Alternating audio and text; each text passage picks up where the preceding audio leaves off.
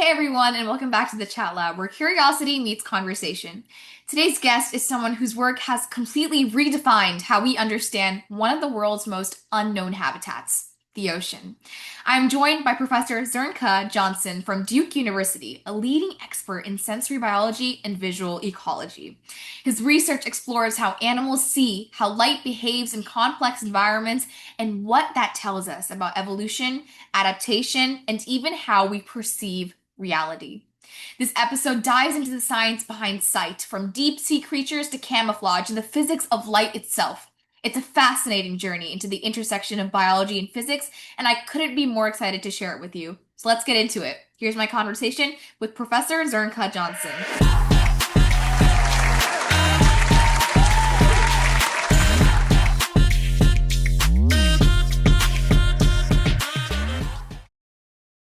Professor Johnsen, welcome to the Chat Lab. Your work at the intersection of visual ecology and science communication, it deeply fascinates me. I actually read some of your books last summer. Fascinating is just an understatement to what the impact has made on me, especially the way you blend your mathematical modeling with deep sea exploration. And it's just altogether so fascinating. I just want to thank you for being here this morning. Of course. Thanks. It's very nice of you.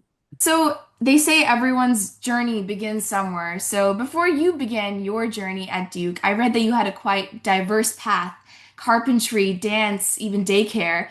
How did those early experiences kind of shape the way you approach science today, especially your work in visual ecology? Yeah. Yeah. So thinking directly for visual ecology, a lot of it came out of my fascination with visual arts. So as a high school student, I used to run around with an old German camera from the 50s, and we had a dark room in the attic bathroom with just basically a door on top of the bathtub, with the old like classic equipment like you only see in movies now, with all the little trays and all that. So I did a lot of photography and a lot of drawing and painting and things like that in high school. And then when I went to college, I was officially a math major, but took at least as many courses in visual arts. So, I took sculpture and drawing and painting and a number of other things like that. And so, basically how things looked, looking at things, vision, all this sort of, they always just appealed to me. So, when I went into biology, I knew that's, what I would want to work on. The more sort of general question about like all the different things I did, one, it made it easier for me to be a mentor, because I knew that my own path, to biology and getting through the early parts of grad school was kind of chaotic. And so I have a lot of patience for my students who are usually far more organized than I ever was at that age, but still, have their chaotic lives in their early 20s. And it's given me a lot of understanding of that. It's also helped me think a lot about how to communicate what we do to a larger world. I think scientists can end up sort of in a little mirror box where, they talk to each other and, we get excited about, the specific things that people do in our own subfield, which it makes things easy. You don't have to try very hard because they're, oh yeah, of course this is exciting. Right. But then I go home to my wife, who's an immigration lawyer, and first thing she'll ask is like, why should I care? And that also, from the background I had, it's something I think about, is, why should somebody care? Or what's interesting about it? What's exciting about it? What's funny about it? And so on. And since we're not, curing cancer, we do, I do in particular, but the lab in general has to think about like why somebody would be interested in it. Like, what does it mean for their lives? And that's probably the biggest things, for the art in particular, and then for having a very non-scientific career for a number of years beforehand. That's incredible. I think bringing yourself into that lab with like a multidisciplinary experiences kind of influences how you design experiments or how you mentor students, as you said. Mhm. I mean, do you find that like how you kind of approach yourself to this lab, do you find that this multidisciplinary lens influences how you kind of approach yourself or how you design experiments or how you do mentor students? I mean, I imagine it brings a unique creativity to your lab culture. Yeah, we're a little bit different. Um, I mean, a couple of different ways. I mean, in the big picture way, many labs have a specific project that they essentially work on for 30 years. Right. They keep getting renewals on a grant, and they have a particular thing they do, and everybody in the lab works on it. Um, I call, scientists basically the drillers or the spreaders. The drillers go like real deep on one thing, which we definitely need. And Right. then the spreaders are sort of almost like scientific nurseries in a way that they explore a lot of different topics and get, some initial things going. But they don't drill down on one thing for 30 years. And Right. we're definitely in the latter category. And that's probably partially due to my personality and partially due to my training ethic is to have graduate students and postdocs, the mentees in my lab, leave with their own project. So if the lab has a project, very often the people leaving it are told you can't work on this, because we work on it, and now you have to figure out what you're doing, and you're mostly known as somebody who was good at somebody else's project. And I really wanted students to leave with their own thing. And so they each develop their own thing, particular questions they're excited about. I mean, within the general framework of sort of optics and biology, but they develop it and then that becomes the beginning of their career. Right. So yeah, we sort of work together with the new people, get them going on something. And so it's a relatively unusual way to mentor students. I mean, it's certainly not rare, but maybe only like 10 to 20% of labs operate that way, especially in biology, where like giant projects that last many years are more common. So that's Right. probably the biggest thing in terms of like my background was also, because it was also in physics and math, we do approach things very often from that direction. Mm. We think about, here's a problem that all animals need to solve, and here are the physical principles that restrict them, either principles of buoyancy or optics or, Right. whatever. And then we think about, well, how can we then figure out within these constraints how animals have evolved to solve these problems, which is really fun because, you get 4 billion years of evolution, which tends to basically figure out almost everything that can be figured out.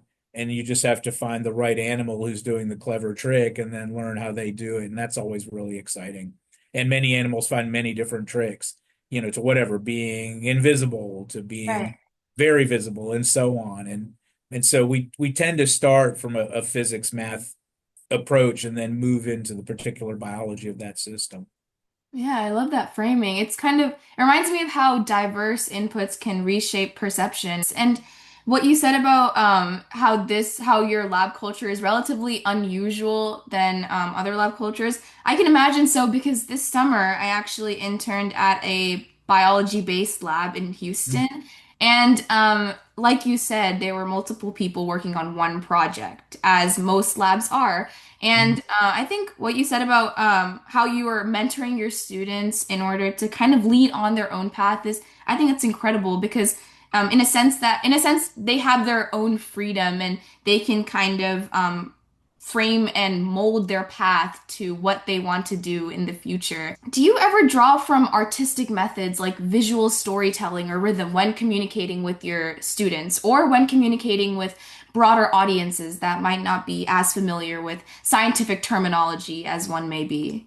Yeah, I mean, certainly. You know, we do think a lot about how to get things across. I mean, both to scientists and to a larger audience. And there's really not that big a difference. I mean, I often say if you can get like a fifth grader excited about what you're doing, you'll probably get an NSF grant. Yeah. People really don't change that much. And so, yeah, we focus a lot on visual interpretations of what we do, via graphs or figures or whatever, movies, a lot of different ways to give people a much more gut sense of what's going on. Mhm. Because let's say equations or tables just don't really do that very well. No. Um, so we very much, use sort of that artistic bent. Also, yeah, essentially, like you said, a storytelling approach. I mean, I mean, I don't know if you've read the most recent book I did, the ocean one. But yeah, metaphor is really heavy. Into the great Basically, wide how do ocean. we get across what are sometimes fairly inaccessible ideas to people by making them realize this is something they've dealt with every day.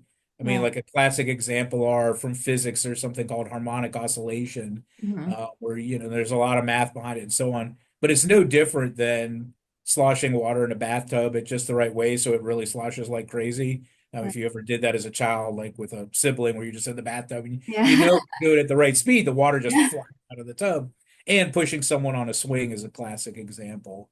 And so finding ways to explain something that they think they don't know and realize, yeah, they've actually known it their whole lives because they use it. And then that I've found as a teacher and a writer really locks things in Right. uh, to people's minds in a way that just taking the more sort of classical equation-based approach doesn't, except for a very small minority of people. I couldn't agree more because I think it's important that these like subject-based and these very intricate based subjects that lie in biological sciences or any sciences for that matter, most oftentimes they are presented to us in table-like format or statistics Mhm. or some kind of data that is kind of hard for most people to understand. So, in a way of telling, I think storytelling is an art, really. Mhm. And only some people have that, which is why it's really important for more scientists and more professors to communicate with their students like that. I feel like that kind of resonates a deeper bond between a professor and one student. Completely different subject. It's fascinating, especially the idea of like rhythm shaping communication. So in my work, I actually recently founded a nonprofit organization. It's called Medaleys, and we aim to spread awareness of music and its therapeutic benefits in our wider audience. So we actually perform at assisted living centers, daycares, preschools, and it's amazing how with music therapy we can explore how rhythm and melody can influence emotional and neurological responses. Do you see parallels between how animals perceive visual patterns and how humans respond to auditory ones? That's a really good question. I mean, I do know that music has a remarkable way of getting inside of people's sort of minds and souls and their hearts. Mhm. I'm not particularly good at music. I love to listen to it. My brother's an extremely good musician. I've always sort of, I don't know, envied that. Um, but we've been in our life much more in the arts, and they're I mean, they're similar and they're different. Um, I mean, the rhythm and the way that music moves affects emotion in an immediate, direct way that visual arts really don't seem to. I Mm. mean, somebody can love a painting, and there are aspects of, I mean, it's really interesting. Like, photography, you sort of learn this, or somebody tells you this. There's sort of a level of complexity in an image and how it moves across a page that can really appeal to someone, and there are levels that don't. It's funny. It's almost like you're at this balancing point between too much order and too much chaos. And then Mm. if you hit that balancing point, um, people really they sort of get sucked in. Um, and yeah, I mean, yeah, you could say it's like a spatial rhythm and so on, but it's different in that, yeah, people don't have that immediate powerful emotional response to, let's say, a painting that they would to, a song that they really love. Music seems to have a real powerful immediate connection. Similar, but yeah, they're different. Um, Yeah. I think it's I think it's fascinating how visual and auditory patterns can evoke emotion and meaning in animals and humans. mhm. In your work, have you found certain visual cues or rhythms that consistently resonate across a certain type of species or even mirror human reactions? We've never found anything like, that there's like a particular thing that, like, I mean, well, you could say like drives an aesthetic response. But yeah, within each species, we do know that certain, either motions or patterns, colors or whatever are like really important and others aren't. Mm. Um, it's funny actually because we sort of imagine that all animals are walking around with a sort of a continual movie in their head like we do. where, we walk around and we look at things and we see lots of things that have no importance to us. Like at this moment, there's, a lot of things on my desk. There's a computer over in the corner. There's a bag on the table behind this monitor and so on. I see them all, but they're not important to what's going on in my life right now. Whereas what we notice in animals is that they really only seem to be seeing the few things that matter to them. And those things matter a lot. Like if there's something about a pattern that another animal is doing with their arms or whatever else, or, something's moving through the sky that, they want to eat or so on. They seem to only notice that. We've got all this extra processing power, and so we just almost wasted by having this giant like three-dimensional movie running nonstop. Right. But animals don't seem to. But yeah, they definitely each respond. But and typically you can connect those to like actual biological things that they seem to care about, like either mating or Right. fighting each other or eating or running away from something. It's possible that there are things that just really fascinate them, separate from those things. But it would be really hard to find out. Mm, Um, there are some areas of biology that are interested in like whatever you call it, like non-adaptive things, sort of like aesthetics or play or, do animals have like a sense of religion or awe or things of that sort. right. They're really hard to study because, sometimes you just can't tell. Mm. My guess is they do, because, humans and animals just aren't so different. I mean, every time we look for something we say is just human in an animal, we tend to find it in an animal. Yeah. But it's really hard to know if they're doing it or not because you can never get inside their minds. You can Mm, only see what they're doing, and right. That makes you sense. tend to focus on the things that like are more obvious, like they're excited by a particular signal from a potential mate or something like that. So your work spans from everything from bioluminescence to magnetoreception and transparency in marine life. Is there a particular phenomenon or a discovery that's challenged your understanding of visual systems? Um, let's see. What would it be? I mean, yeah, I mean, there are things they do that we're not quite sure. It seems like they do a lot better than they should be able to. So if you look at like sort of the nuts and bolts of like what their eyes can perceive, let's say sort of like basically how many pixels are in their camera and so on. If you think of the retina as a camera, and then you think about how fast that camera is working and like what kind of image they could get and so on. They do way better, and we do way better. Mm, We have, it seems like, yeah, basically what the brain is doing with what's sometimes pretty noisy information that comes into the eyes is like extraordinary. And there are millions of, optical illusions and demonstrations that'll show you just how amazing that is. There's one, I mean, a nice one is there's a video of essentially what you see is an entire cityscape that a plane or a drone or whatever is flying around. But all it is a pile of dots. And if you just see a static image of that pile of dots, you just see a pile of dots. If you see it as a movie, you see what looks like the shapes of a whole bunch of buildings and so on that you're slowly rotating around, what looks like sort of a flying object is flying around this city, kind of like those screensavers, like when you have a Roku or Apple TV or whatever.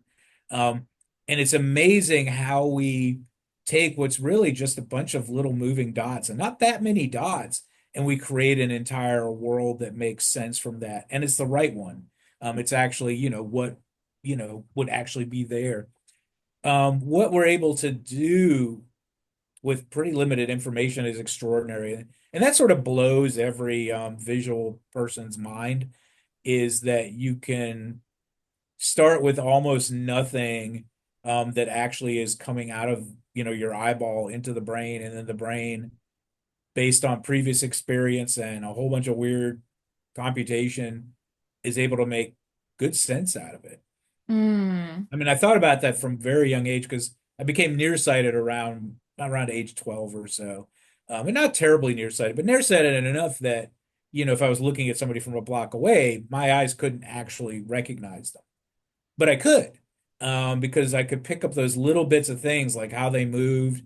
I mean, like, and just tiny little bits of stuff, and I could identify like really well beyond what actually my eye would actually be able to do because my brain was piecing together, well, this could only be like one of like 100 different people, and somehow unconsciously I knew how every single Right. one of them moved, how they hunched their shoulders, all kinds of tiny things, like just things about like how they move their arms and so on. And it's like we know a lot more than we think we know. Mm, The conscious mind, thinks, this is how we identify people, but it turns out we're paying attention to, so much more.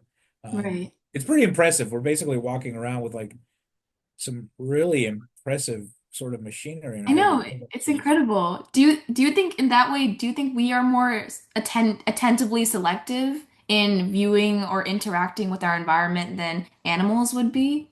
Probably not. I mean, like I said, the general rule we found in vision is that anything we think only a human does, the animals do usually Mm, just. right. I mean, a classic one is the way that we process vision is was always thought to be, very human way to do motion vision. And the way that we thought they did it, we thought was just humans do it. And there's a funny illusion. I don't know if you've ever seen it, like you can find them on YouTube, where you have an image that just blinks black and white. It kind of goes to its inverse and then Yeah. back, and then it looks like it's moving. Uh-huh. And we thought that was just a human thing based on how humans process motion. But it turns out you can show it to a zebrafish and they'll respond in just the same way. Oh, wow. Another one is it's a funny German name, but there's something called Knitze shapes, named after some German psychologist sort of named Knitze, where, like, let's say you have three circles, each have a pie piece cut out of them, but they make a triangle in space, and Uh-huh. you see the triangle even though it's not really there. It's like a classic thing, like you see, like a whatever, like when you're in grade school and they show you funny optical illusions. Mm, You take the three circles and you put them at like what would be the vertices of a triangle, and then the cutouts are there so that there's like a space that would be a triangle. And it turns out squid can see that, and you can prove that they can see that. Well, it's not squid, cuttlefish. So yeah, I don't think we're any better or worse than animals. I mean, animals, I think, have more focus. There are certain things that they'll pay a lot of attention to because it's more relevant.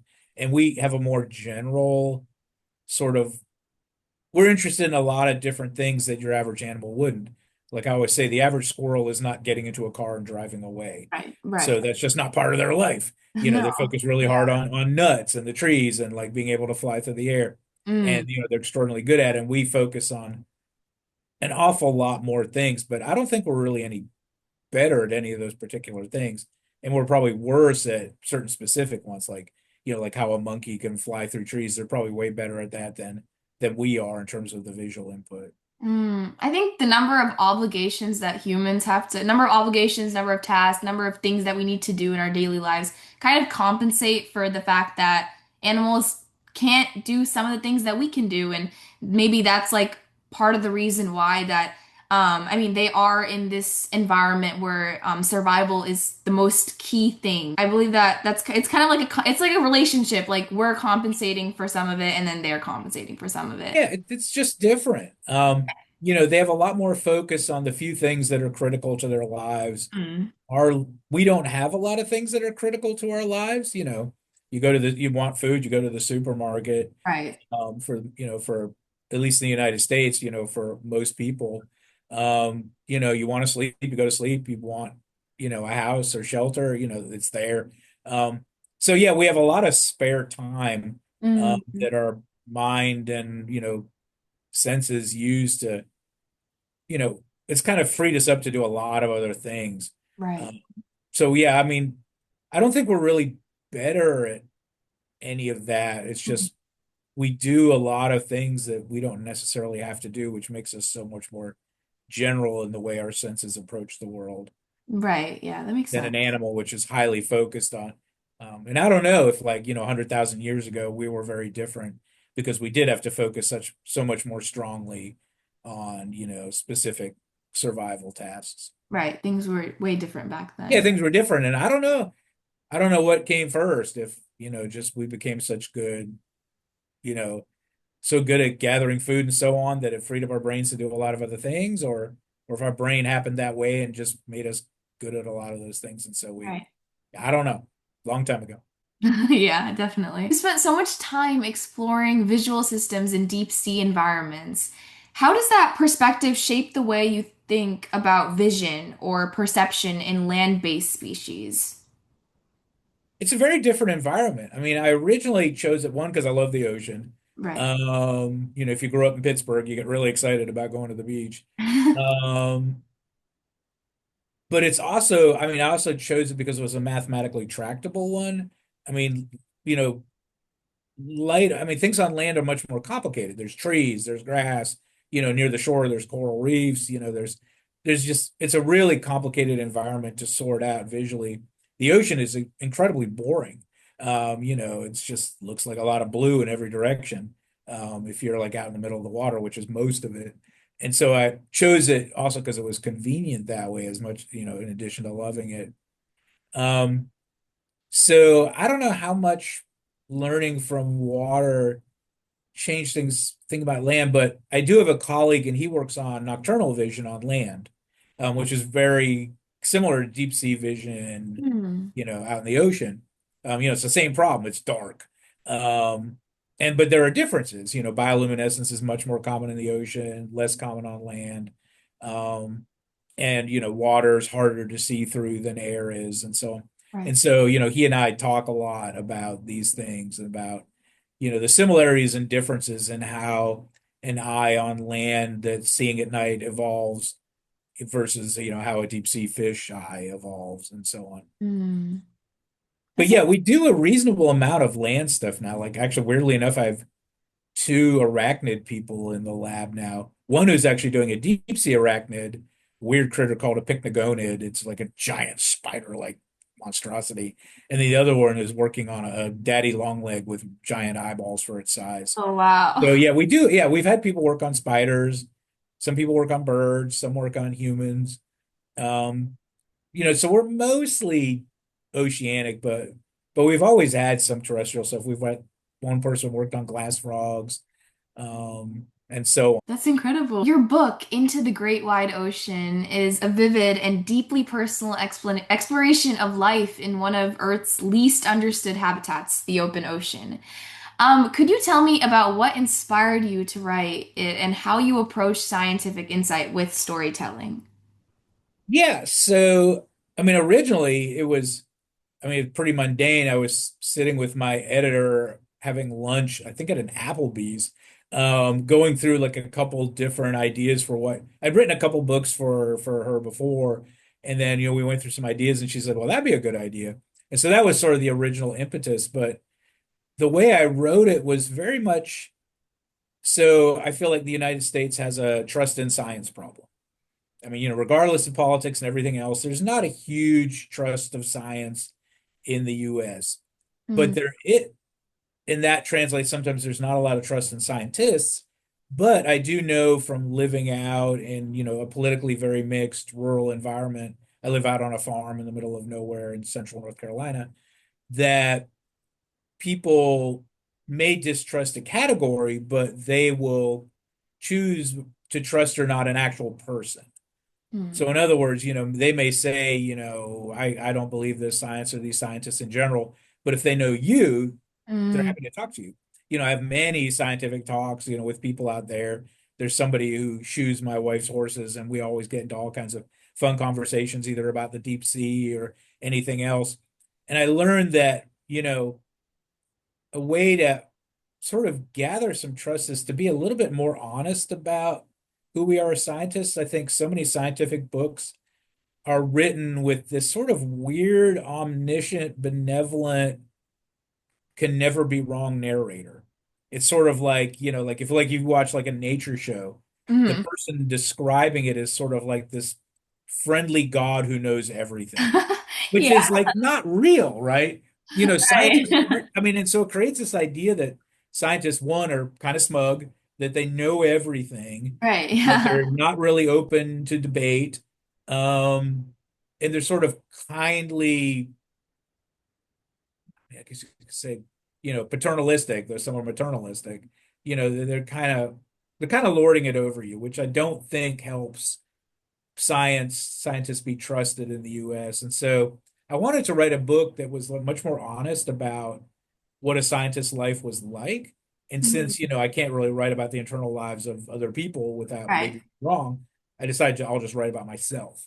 And so the books, it's like one third, my own experiences and my own thoughts and feelings about life at sea, and two-thirds, the science of, the animals down there, and trying to, link those two together. And so that was, yeah, the primary purpose was, I mean, it was, yeah, just there to make scientists seem more human, which I think they're very often not, which leads to distrust. Nowadays, we just stereotype scientists, like you said, for being all the know-it-alls or very smug. And actually, just yesterday, I was watching a National Geographic, like, like some of those shows, like 15 Mhm. minute like intervals. I think the video was exploring life in the Arctic. And I was like, gosh, this guy just sounds like ChatGPT reading off a script. And I was like, I just want to read a book or read or watch something that even it's okay to stutter or even say I just want to it needs to sound humane and real because that's how you draw other people in to the field that you're interested in. Scientists like approach to science needs to become a little more blunt and understandable so it could become widely accessible to a greater population. Yeah, I mean, I totally agree. I mean, I think, yeah, I mean, and the truth is that scientists, I mean, we're all humans first. Right. I mean, regardless of what we do, whether we're, an immigration lawyer like my wife or a deep sea biologist like me, or, a politician or whatever, we're humans first. And, we have all the same human foibles and, all whatever, all those different things. And, but science, and I think academia in general, I think it's after you spend so much time teaching, and you sort of buy into this weird thing like that you just know, that everybody's there to just come to you and be told what's true. And yeah, maybe in your subfield you know a fair bit, but God, a lot of the time we're wrong. Even about our thing exactly in our subfield. And in other things, we really don't know much at all compared to the average person. They Mm. had some funny study where they looked at predictions by experts versus non-experts, and the experts did worse. Um, yeah, it turned out the non-experts, because they chose something more sort of a general common sense sort of thing. Well, I think this is going to happen next, were way better than the experts who would go on and on and on about like something that fit in with whatever their internal agenda was at that moment. So Wow. yeah, I think it's really important, and I think the U.S. in particular has a real, and it's been growing for decades, just this real schism between sort of the scientific world and the non-scientific world, which Mhm. causes a lot of problems because, some things that scientists are trying to explain, they're pretty real and pretty concerning. We do have to worry about things like climate change and so on. We do have to worry about diseases. We do have to worry about, yeah, emerging diseases and so on. We have to worry about environmental issues. Um, you know, but we can't seem to get anybody, that into it, because part of it is just everybody like hears a scientist talk and they, I don't know, they sort of remember, I don't know, maybe like some teacher from their past that annoyed them or whatever. And yeah, there's just you need that bridge, and so the Right. book was an attempt to form a bridge. That makes sense. So, we were talking about how it's hard to kind of explore the ocean because it's dark, right?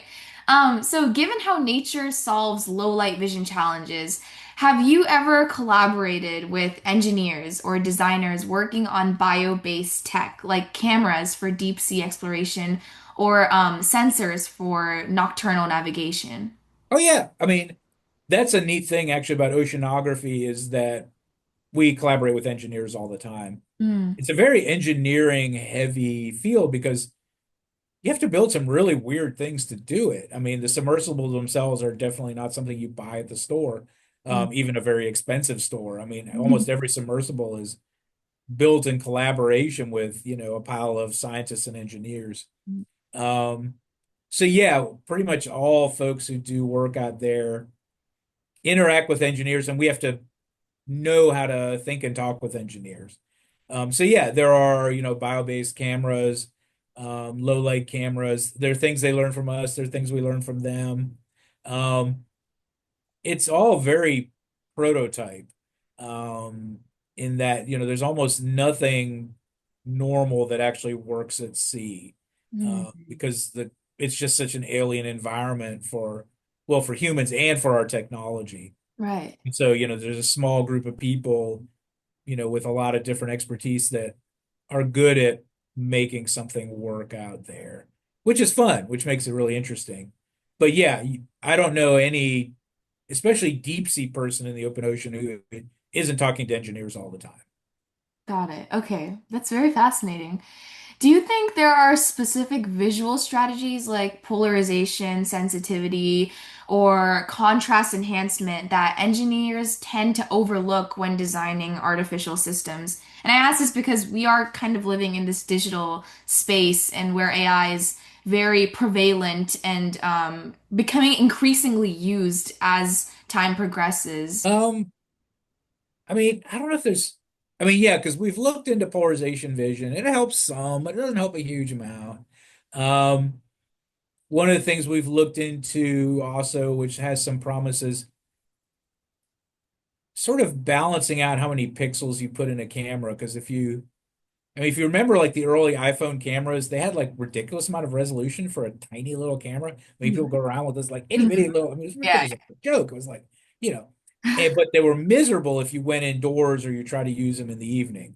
They all you got was like a grainy mess. Right. Yeah. Everything looked terrible. And the problem was if you have too many pixels, each pixel gets so little light that everything's just grainy. Mm, But if you have too few pixels, everything isn't grainy, but there's almost no image because it looks right. really forced. And so, one of the things we've worked with camera people is to basically you can work out like how to balance those two things out so you get like the best image in low light. So that buys them something. But the biggest thing actually is the hardest is that an awful lot of it comes down to like processing like our brain does. In other words, we're like I said, we're able to get an enormous amount out of very little information, Mm, um, and machine vision and things like that. You need to find ways to do that, and the way that we do it is very different from the way somebody would typically build a robot, where they build like, two eyeballs and like this sort of huge general sensor doing a whole lot of math and so on. I mean, we don't do that. Like when we walk around, we're not calculating like lots of trigonometry and so on. We mm, tend to have these fairly simple rules that work really well. I remember once I saw a robotic spider and it had three really simple rules in how to move through a complicated maze. And using those three simple rules, it looked just like a spider. But if you tried to build it, you'd have to build like if you tried to build it the old way, thinking about, like I'm gonna do this like a mathematician, would do moving around something like that. It becomes like this giant, horrible, unwieldy monster that can't move because it's so busy doing math. okay. Um, so there's a lot to be learned from how nature has evolved sometimes very simple solutions to these complicated things, and that they don't go through like 10 years of training in math and engineering. They tend to evolve these pretty simple rules. And Mm, so there's a huge and that's known now, and there's a sort of this groundswell of like engineers and so on looking at ways to more simply get to complicated behavior. right. Are there any visual tricks from nature, like how deep sea creatures handle glare or distortion, that you think that engineers haven't tapped into yet? I don't know. I mean, they're not that they're not that crazy on the optical end. I mean, their eyes are big. Um, I mean, the one thing that they're really good at is their retinas are incredibly sensitive, and they have almost no noise. Mm. So, I mean, they're so sensitive that, they pick up individual photons landing on them.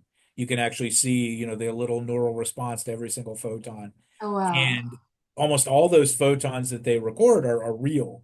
They're not just tripping the thing randomly due to noise. And they're Mm, way, way better. than like we are with machinery. Like, and that's probably the cleverest thing they're doing before it's actually getting to the brain, is that, yeah, we call it dark noise, basically. Like, how much signal do you get when it's completely dark? And you should Mm, get none in a perfect world. And they get almost none. And we're not even close to that. And how they do that, we haven't totally figured out. But on the optics end, they're not that weird. I mean, big eyes, big lenses, a number of other ways to sort of improve things. But yeah, and the retina really is part of the brain. So in the end, you're kind of back to the brain. But what the retina does is still unmatched. mm, And the fact that we're able to, what would you call it? We basically dynamic range an image. So like normally if you take a picture, like you've probably taken like a sunset picture of a friend leaning against a fence or something like that. And then they look totally fine. You see their face and all that. And then you get the picture and their face is completely black. They right. just look like a silhouette against that. Yeah. We, so yeah, our eyes basically are shooting the gain of the system up and down. Whenever we go to our friend's face, we shoot up the gain so that we can see their face. And then when we're looking at the background, which happens very, very fast, we knock it back down and we can put together a picture in our brain that gives us the best of everything. And Wow. that is doable in technology, but it isn't always done. Um, so yeah, when we look at something, we have an illusion that all it is the retina got the image and it's just going straight to our brain and this is what we see. Mm, right. But the amount of processing in between, like, just that initial auto gain function, is remarkable, and lets us see things in lighting conditions that, a camera won't. It's fascinating. Wow. You've studied visual systems across such a range of species. Has there ever been a moment where an animal's adaptation completely defied your expectations? Something that made you rethink how vision even works? Well, the one that continues to puzzle us actually are giant squids. So if you look at, the size of eyeballs, even when you get up to like blue whales, which are, enormous, the eye's only about 4 inches across at Mm. most. Like the biggest eyes are a few inches across, for every animal except for giant squid. And they have a relative called colossal squid. And their eyes are the size of soccer balls. I mean, their eyes are enormous. Oh, wow. Their pupils are like way bigger than the whole eye of like a blue whale or any other animal that's like way, way, way bigger. I mean, blue whales are huge compared to like a giant squid, Right, right. 1,000 times the weight at least. Um, and yeah, they're just like these weird outliers. And me and a couple colleagues have been trying forever to figure out like what on earth are they actually doing with that eye that requires like it to be so gigantic? Right. Because it's appallingly huge, and just sticks out. Like, yeah, the only other animals that ever had eyes like that, there were a bunch of aquatic dinosaurs, um, Mm, and they had these huge eyes. So yeah, they mystify us, and we just don't know what's going on there. that's incredible. The size of a soccer ball. Wow. Yeah, yeah, they're like this. I mean, they're Oh my goodness. huge, um, really creepy huge. Yeah, I can imagine. No, yeah. So when you're observing animal behavior, do you ever find yourself interpreting it through an emotional lens first before switching back to like scientific data mode? Yeah, I mean, I often like to say I'm an artist pretending to be a biologist. I mean, I'm very driven by what's exciting, what's interesting, what's beautiful, what kind of touches me. Hmm. And so, in choosing projects, it's so much, what draws me in. I mean, I won't lie. I mean, I think a lot of times scientists pretend like, all of their thinking is rational. Mm, And I would say that in general, it's not, because, as I said, we're humans first and we're emotional humans. And right. maybe you don't know why you're sucked into something, but eventually it's funny, my students, will choose usually an animal that they want to work on. And, in the beginning, they have no idea why they chose it. But then 10 years, they're like, later, they're like, oh, yeah, I chose it, for this reason. Um, so, yeah, I mean, I am very much drawn in, by very often the beauty of it or the mystery of it or the awe of it. And I got to say, among deep sea biologists, that's extremely common. I mean, we'll go down either in a submersible or with a robotic submersible where we're still on the ship, but we see what the camera sees. And we just freak out. I mean, what we see is so incredible. And That's everybody's like, oh my God, they I know, just jump up and yeah. down. Yeah. Yeah, I mean, I mean, and that's the thing that I don't think gets across to the public very much is that scientists are Just as human as the very, audience is. they're just as human and they're extremely emotional. I mean, Mm, they have a few funny things. I mean, scientists tend to be kind of obsessive.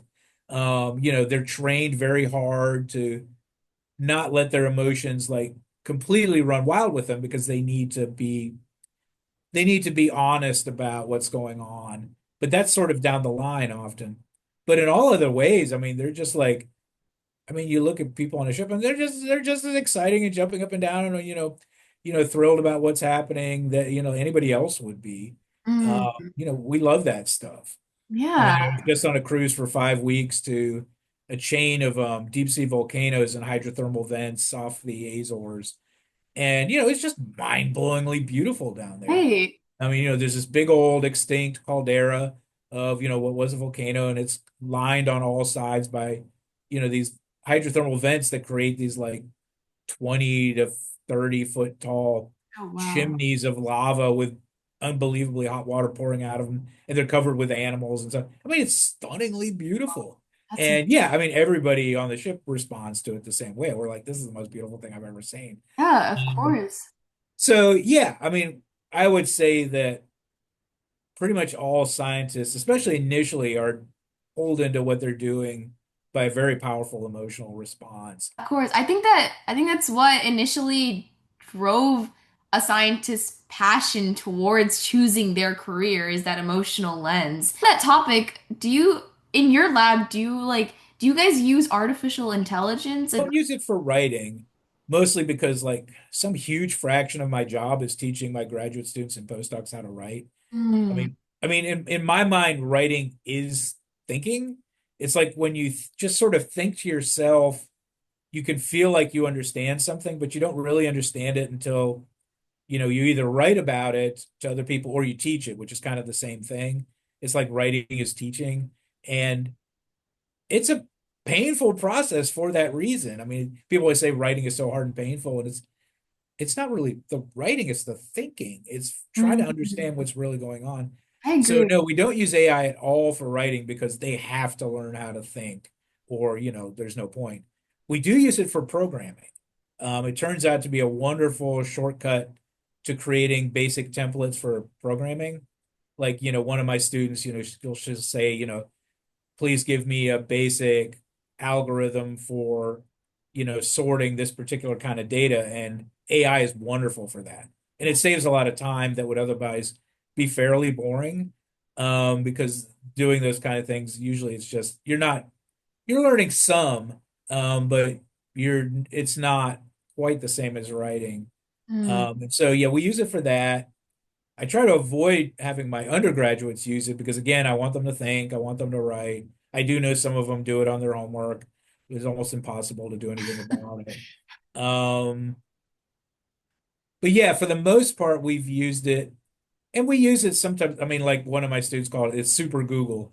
We use it sometimes to check on like a first pass to a question.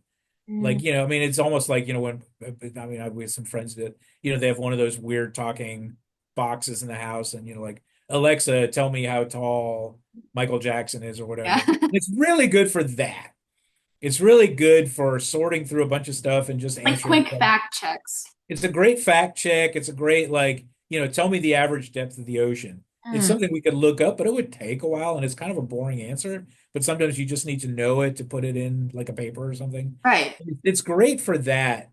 It's bad for anything that's, politically or socially controversial Mm, because then, you have no idea if the AI is telling you the truth or telling you definitely. its version of the truth. It's really good for things like math, for science that's not controversial, things of that sort. It's great for, yeah, quickly getting an answer to some fact thing. And like I said, we do use it for programming, but otherwise, I worry about crippling my students. I mean, I noticed how GPS sort of crippled their navigational abilities. So, everybody is about younger than 45 is in general really bad at navigating without a GPS. Mm, Um, and I think they've lost some spatial abilities that way.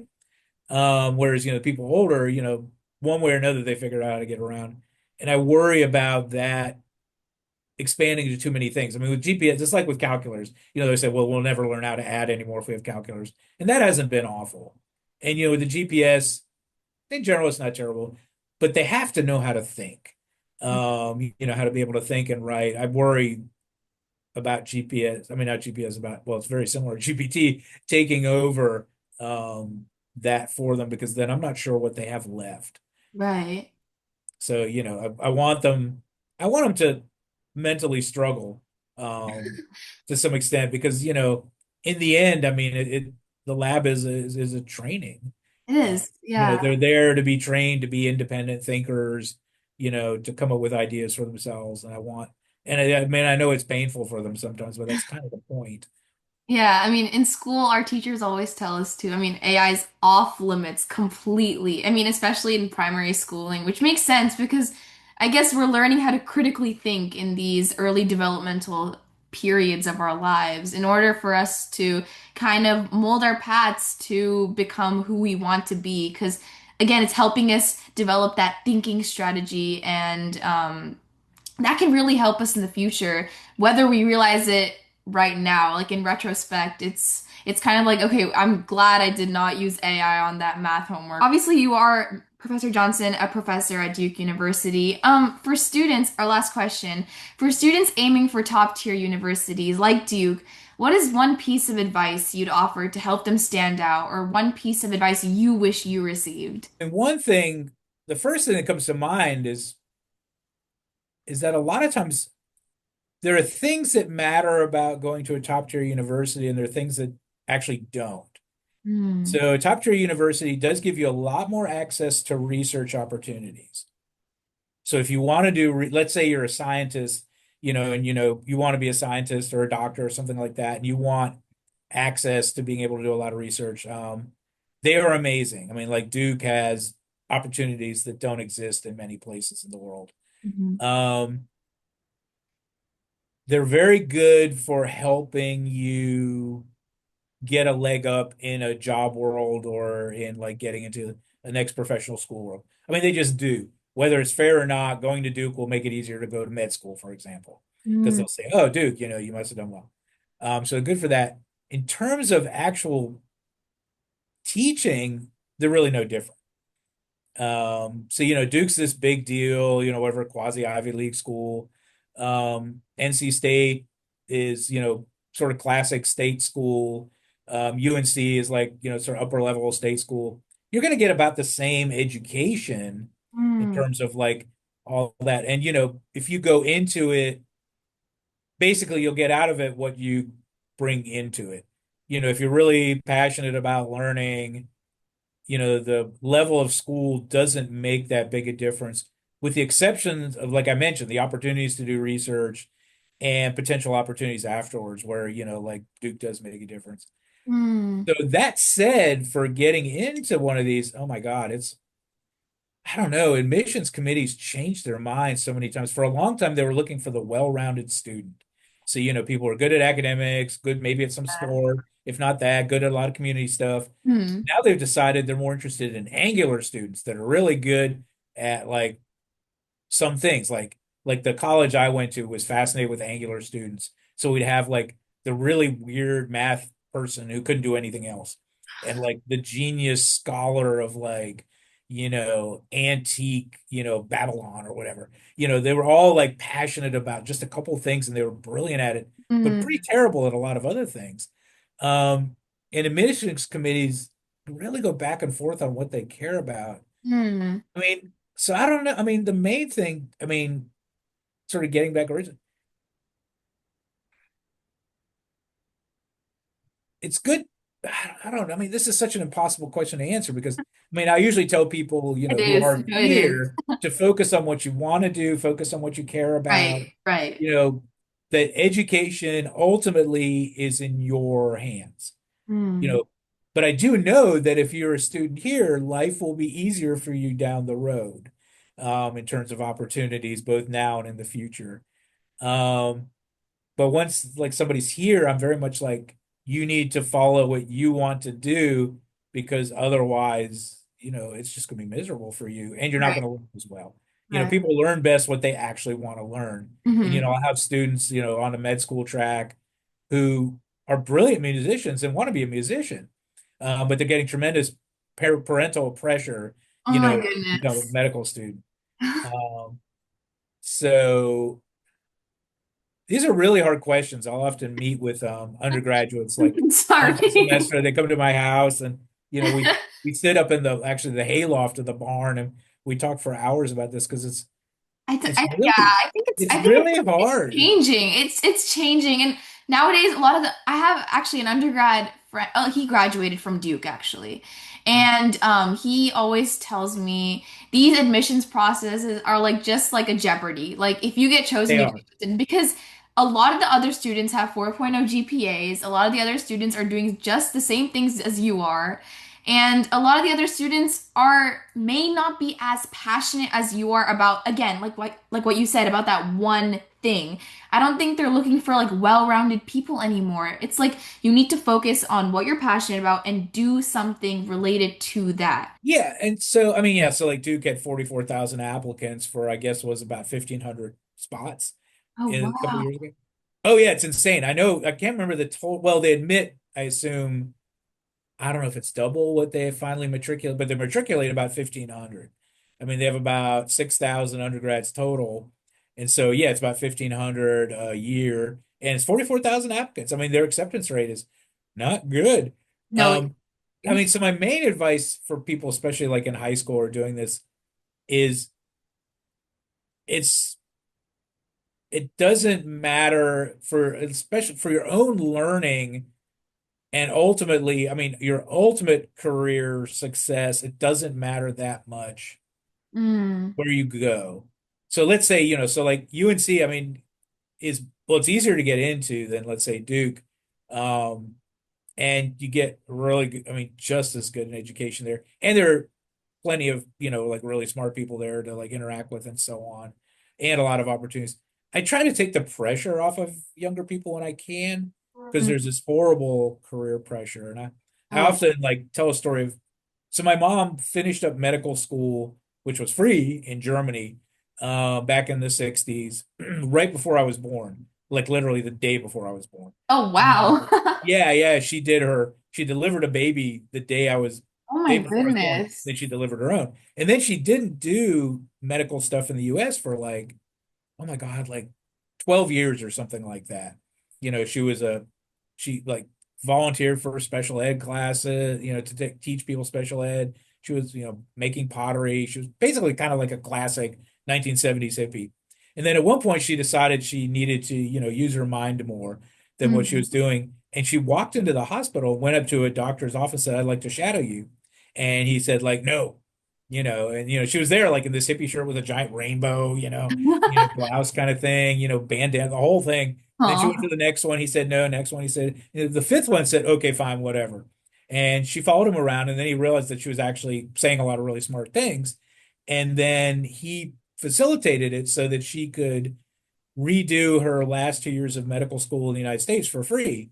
And then she went through a whole lot of complicated forms and exams, Mm. to be a foreign medical graduate and be licensed in the U.S. I don't know. I don't know if you were born in the U.S. or not, but I it's was born here. complicated. Yeah, my parents were born outside of the US, but I was born Yeah. here. So yeah, maybe for your parents, that it's a complicated process to become recertified as a professional Yeah. in the US, and it took a while. But yeah, then she ended up, being this doctor, moved up, became the dean of the medical school, and then ran public health for the end of her career. So she became basically a big Amazing. deal. And she did not follow any of the rules whatsoever. Um, the medical school she went to in Germany was like a complete no-name place. She Mm. wandered around, doing nothing academic at all for 10 to 12 years and then just kept bugging people. I mean, the world has changed and the world in some ways is more competitive, but really smart, passionate people in the field are just as rare now as they always were. Mm. And professors and schools, they love that. Particularly, the actual professors. If you like walk into a professor's office and you look like you're just absolutely passionate about what you're doing, they will move heaven and earth to make things work for you Oh, wow. Yeah. because it's not that common. And it's no more common now than it was back then. I mean, it's just the same number of people that are just really interested. I had one guy, he just kept writing me, wanted to work in my lab in the summer, and I said, I just don't have space. I just don't have space. And then in June, all of a sudden he's at my door and he drove here in his old beat up old truck, Oh, um, wow. found a girlfriend so that he could have a place to live, which was like a weird tactic. And then for about $100, did this great piece of research that we published, in a good place. And Oh, then he went on, wow. he's now a huge deal neurobiologist at the University of Washington and That's like publishes in incredible. Science like every couple of months. He became a really big deal. But yeah, he was just this weird guy from that super empty county in Maine that basically all of northern Maine is one county and they call it the county. And his dad was a carpenter and they had no money, this and that. And he just sort of showed up. And I was so impressed that he was just all of a sudden there at my door. I was like, well, I guess we're going to do it. So, yeah, I mean, that's like a long-winded, roundabout way of saying, Just in go the out and end, seek opportunity. it's in your control more than you think. As Mm, much as like every message board, every craze thing on social media, everything else will tell you it's an impossible world to get what mm. you want. Just do it. Because we're all, at our level, at my level, so we're looking for the people that are, genuinely really impressive and excited about what they do. And we will and literally can move heaven and earth to make things work for people. Wow. I'm doing that right now with a really impressive math undergraduate who's been doing some work for us. And yeah, we're just always looking for that. I mean, in that way, the science world has not changed. That's incredible. Thank you so much, Professor Johnson, for your time. It's been such a pleasure speaking with you this morning. I've learned so much over the past hour or so, and I hope we can converse again in the future. Yeah, sure thing. Thanks for the chat. Thank you so much for staying till the end of this video. I really hope you enjoyed our conversation just as much as I did. If you want to see more content like this, make sure to like, subscribe, and comment down below what kind of content you want to see. Share this with your friends who will probably find this just as motivating as you did.